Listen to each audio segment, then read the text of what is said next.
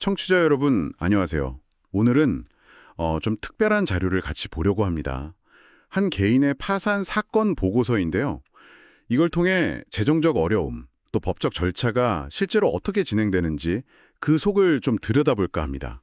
네, 물론 개인정보 보호가 중요하니까요. 채무도 정보나 사건 번호 같은 건 다 익명으로 처리했습니다. 저의 목표는 이 보고서 자체를 통해 한 개인이 이야기, 그리고 그 이면의 의미를 깊이 파보는 겁니다. 네, 맞습니다. 이게 서울회생법원에서 진행된 사건이고요. 파산 관제인이 작성한 제1회 채권자 집회 보고서입니다. 그러니까 채무자의 재산이나 부채 상황, 왜 파산까지 가게 됐는지 이런 것들을 조사해서 법원하고 채권자들한테 알리는 공식 문서라고 보시면 됩니다. 아, 그렇군요. 그럼 이걸 통해서 파산 절차의 실제 진행 과정이나 판단 기준 같은 걸 엿볼 수 있겠네요. 네, 그렇죠. 아주 구체적인 사례를 볼 수 있는 거죠. 그럼 먼저 이 사건의 채무자, 이분에 대해서 좀 알아볼까요? 보고서를 보니까 1973년생 여성분이시네요. 현재 만 50세. 네, 2014년에 협의 이혼하셨고 재산 분할은 없었다고 기록되어 있습니다. 아, 그렇군요. 그리고 현재는 강서구청 자활사업에 참여하고 계시고 월소득이 한 164만 원 정도. 네, 여기서 주목할 만한 점은 이분이 이제 한부모 가장이라는 점입니다. 현재 21살 된 아들과 함께 거주 중이고요. 아, 성인 자녀군요. 네, 근데 아들은 고등학교 졸업 후에 지금 직업이 없는 상태라고 하고요. 부모님은 연로하시지만 80대시지만 별거 중이시고 부양하고 계시진 않습니다. 주거 상황은 어떤가요? 주거는 그 SH공사 임대주택, 거기에 보증금 1,500만 원에 월세 한 32만 원 정도 조건으로 거주 중이십니다. 그렇군요. 그럼 이분이 어쩌다가 파산 신청까지 하게 되신 걸까요? 그 경위가 궁금한데요. 네, 보고서에 그 과정이 좀 상세하게 나와 있습니다. 시작은 전 배우자의 사업 실패 때문에 생활고를 겪으셨던 거고요. 아, 이혼 전부터 좀 어려움이 있으셨군요. 네, 그리고 이제 이혼 후에는 홀로 생계를 꾸려나가셨는데 전 배우자로부터 양육비는 받지 못했다고 합니다. 혼자서 생계를 다 책임지셔야 하는 상황이었네요. 그렇죠. 근데 이제 결정적인 어려움은 2018년경에 시작된 것 같아요. 당시 중학교 3학년이던 아들의 건강 문제였습니다. 아들 건강 문제요? 구체적으로 어떤... 네, 우울증, 조울증, ADHD 이런 증상으로 정신건강외과 치료를 시작했는데 상태가 좀 악화되면서 약물 부작용 같은 것 때문에 체중이 막 140kg까지 늘어났다고 해요. 와, 140kg이요? 정말 힘들었겠네요. 네, 그래서 고혈압에 당뇨 초기 진단까지 받아서 그 위소매 절제술 같은 대사수술도 받게 되었다고 합니다. 아, 정말 예기치 못한 상황이 계속 겹쳤네요. 가족의 질병이 이렇게 바로 경제적 어려움으로 이어지는 경우가 많죠. 맞습니다. 결국 늘어나는 병원비 또 생활비 이걸 감당하려고 카드 대출 같은 걸 쓰기 시작하신 거죠. 소위 돌려막기가 시작된 거군요. 네, 그렇죠.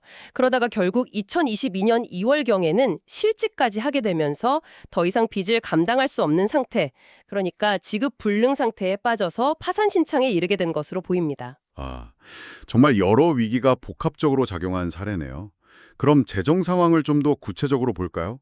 빚은 총 얼마고 또 가진 재산은 어느 정도였을까요? 네, 총 채무액은 원금이란 이자 합쳐서 약 7,598만 원 정도입니다. 원금만 보면 한 6,228만 원 정도 되고요. 채권자는 하나은행 외에 9곳, 총 10곳입니다. 채무가 꽤 크네요.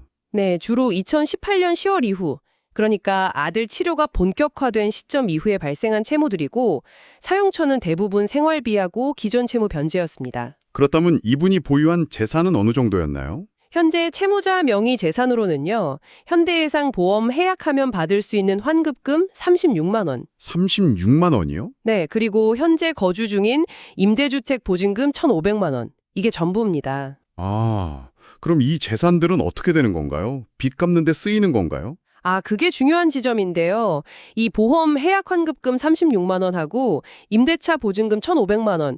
이 두 가지 모두 법적으로 압류가 금지되는 재산 범위 내에 있습니다. 아, 법으로 보호되는 최소한의 재산이라는 거군요. 네, 맞습니다. 생계 유지에 필요하다고 보는 거죠.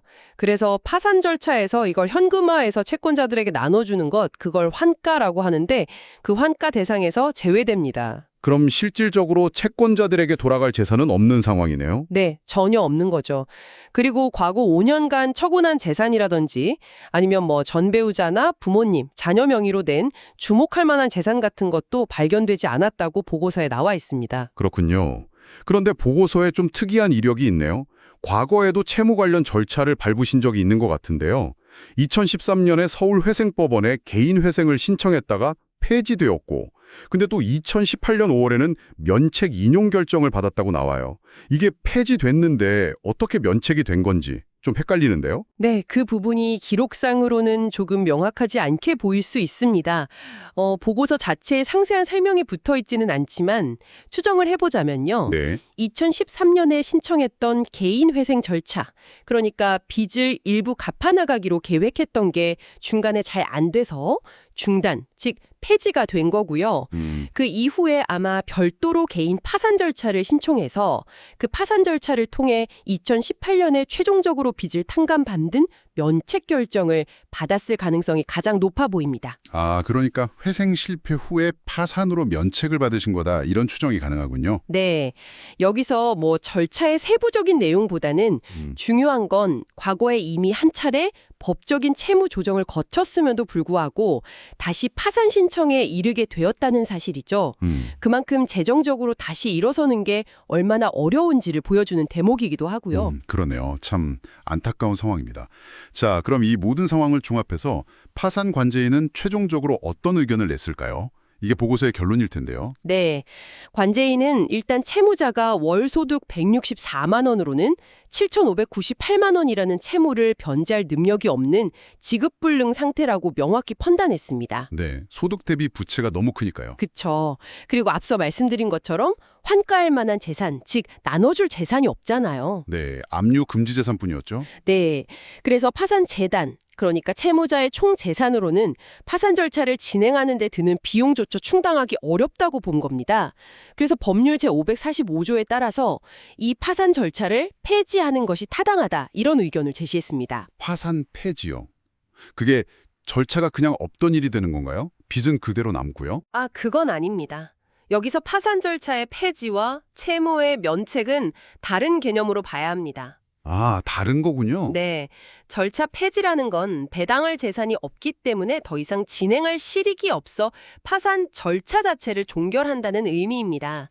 더 중요한 건 이제 면책에 대한 의견인데요. 네, 면책이 중요하죠. 관제인은 채무자에게 법에서 정한 면책 불허가 사유, 예를 들면 뭐 재산을 일부러 숨겼다거나 뭐 거짓말을 했다거나 하는 그런 사유가 존재하지 않는다고 봤습니다. 특별히 잘못한 게 없다고 본 거네요. 네, 그렇기 때문에 채무자에게 경제적으로 다시 일어설 기회를 주는 것이 타당하다, 즉 면책을 허가하는 것이 맞다는 의견을 밝혔습니다.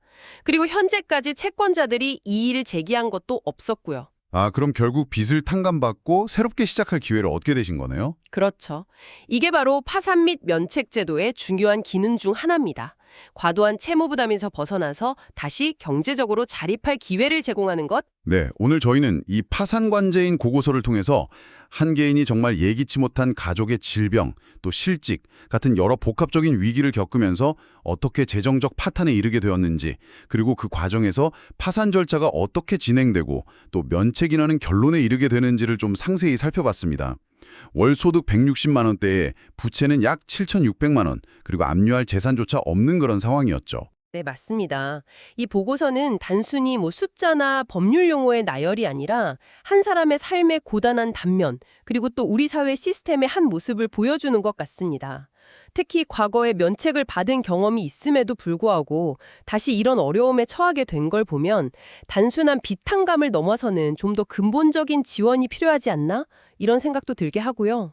네, 정말 그렇죠. 그럼에도 불구하고 법은 또다시 이분에게 재기의 기회를 주려고 하는 거고요. 네, 오늘 이 이야기를 마무리하면서 청취자 여러분께 이런 질문을 한번 던져보고 싶습니다. 이 사례처럼 질병이나 실직 같은 정말 개인이 감당하기 어려운 복합적인 위기에 처한 분들을 우리 사회는 어떻게 더 효과적으로 지원할 수 있을까요?